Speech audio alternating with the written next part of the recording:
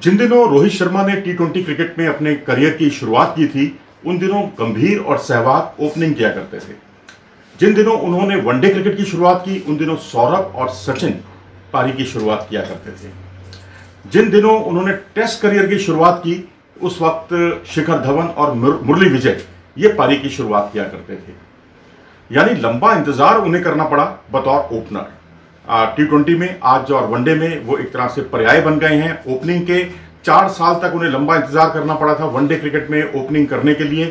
2011 में उन्हें मौका जरूर मिला, लेकिन स्थायी रूप से उनकी जो जगह बनी थी बतौर ओपनर वो चैंपियंस ट्रॉफी में थी, जिसमें गब्बर का बल्ला खूब उगला था और शिखर धवन और रोहित शर्मा दोनों पारी की शुरुआत करने लगे थे। एक अच्छी जोड़ी, स्टैब्लिश जोड़ी के तौर पर उभर कर सामने आई थी। टेस्ट क्रिकेट में उन्हें बहुत देर में मौका मिला। विशाखापट्टनम में आप याद कीजिए, तकरीबन 2 साल पहले साउथ अफ्रीका के खिलाफ सीरीज चल रही थी, उन्हें पहले टेस्ट में मौका मिला बतौर ओपनर और उन्होंने दोनों पारियों में सेंचुरी बनाकर अपने इरादे जाहिर कर दिए। और इसी सीरीज में उन्होंने एक डबल सेंचुरी भी बनाई रांची के टेस्ट में। और उसके बाद टेस्ट क्रिकेट में भी आलम यह था कि जब अगली सीरीज होने वाली थी तो उनका इंतजार किया गया और उन्हें वनडे में आराम दिया गया था न्यूजीलैंड में, और उसके बाद टेस्ट सीरीज में उन्हें रेगुलर टीम का में बतौर ओपनर टीम में रखा गया। तो ये कुछ ऐसे तथ्य हैं जो रोहित शर्मा से के व्यक्तित्व से बड़ा जो है वो मॉरल बूस्टअप करते हैं बाकी खिलाड़ियों का।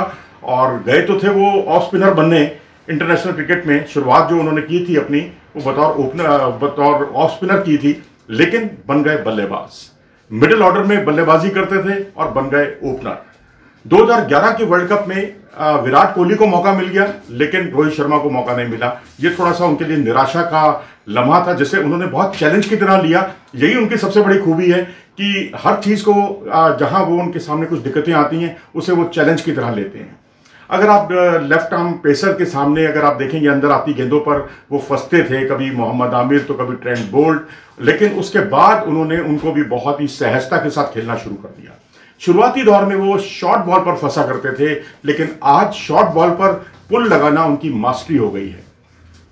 टेस्ट में ऑर्डिनरी होने का उन पर एक ठप्पा लगा हुआ था, आज टेस्ट में उन्होंने कमाल का प्रदर्शन किया है।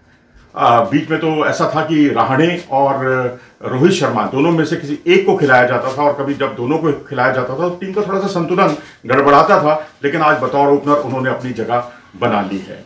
वनडे क्रिकेट में अगर आप देखें तो पहले 100 वनडे मुकाबलों में उनके नाम सिर्फ 2 सेंचुरी थी, लेकिन उसके बाद अगले 127 वनडे मुकाबलों में उन्होंने 27 सेंचुरी जड़ दी। जी हाँ, 100 मैचों में 2 सेंचुरी और 127 वनडे में 27 सेंचुरी। ये उनकी जो है उनको हिटमैन होने का एक तरह से दर्जा देती है, जो बड़ी बड़ी पारियां खेलने में सिद्धस्त माने गए। और उसके लिए बहुत कुछ महेंद्र सिंह धोनी को भी बहुत बड़ा श्रेय जाता है, टीम प्रबंधन को भी बहुत बड़ा श्रेय जाता है, क्योंकि इन दोनों पक्षों ने रोहित शर्मा के में छिपी हुई प्रतिभा का सही तरीके से आकलन कर लिया था। वीरेंद्र सहवाग के ये शुरू से फैन रहे हैं और शायद उन्हीं के खेल की जो झलक है वो रोहित शर्मा की बल्लेबाजी में भी दिखाई देती है। और अगर हम देखें तो शायद यही सब परिणाम है कि हर चुनौती का सामना करने का ही नतीजा है कि वो आज वनडे क्रिकेट में सबसे अधिक 3 डबल सेंचुरी बनाने वाले दुनिया के इकलौते खिलाड़ी हैं। टी20 में 4 सेंचुरी बनाने वाले दुनिया के इकलौते खिलाड़ी हैं। वनडे क्रिकेट की सबसे बड़ी पारी 264 रन ईडन गार्डन में 264 रन गो करने वाले वो अकेले खिलाड़ी हैं, सबसे बड़ी पारी खेलने वाले। ओडीआई में सर्वाधिक स्कोर के बाद अगर हम देखें तो तीनों फॉर्मेट में सबसे पहले 3 सेंचुरियां बनाने का कमाल भी रोहित शर्मा ने ही किया है। एक वर्ल्ड कप में 5 सेंचुरी बनाने वाले वो दुनिया के इकलौते खिलाड़ी हैं और तीनों फॉर्मेट में सेंचुरी हो गई। और उसके अलावा आईपीएल की 5 ट्रॉफियां उठाने वाले, 5 ट्रॉफियां जीतने वाले टीम के कप्तान होने का भी उन्हें गौरव है। वो भी अकेले खिलाड़ी हैं जिसे 5 बार ये नसीब हुआ है, 5 बार ट्रॉफी उठाने का श्रेय हासिल हुआ है। अब एक चुनौती, बड़ी चुनौती उनकी अभी बाकी है, और वो ये है कि विदेश में वो टेस्ट क्रिकेट में अभी तक कोई सेंचुरी नहीं बना पाए। वनडे में खूब सेंचुरी बनाई, टी20 में ब्रिस्टल की सेंचुरी याद कीजिए, लेकिन टेस्ट क्रिकेट की अभी उन्हें एक सेंचुरी विदेश में लगाने की अभी दरकार है। उम्मीद करनी चाहिए कि अब जब वर्ल्ड टेस्ट चैंपियनशिप आएगी, साउथहैम्पटन में न्यूजीलैंड के खिलाफ मुकाबला होगा, तो वो इस हसरत को भी अपने खेल प्रेमियों की पूरी कर देंगे।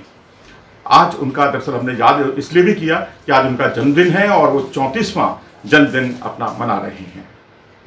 उनको जन्मदिन पर हम इंडिया न्यूज़ स्पोर्ट्स की तरफ से उन्हें बहुत बहुत शुभकामनाएं देते हैं उनके आगे के भविष्य के लिए। और अगर आपको ये वीडियो पसंद आया हो तो इसे लाइक करें और हमारे चैनल को सब्सक्राइब भी करें।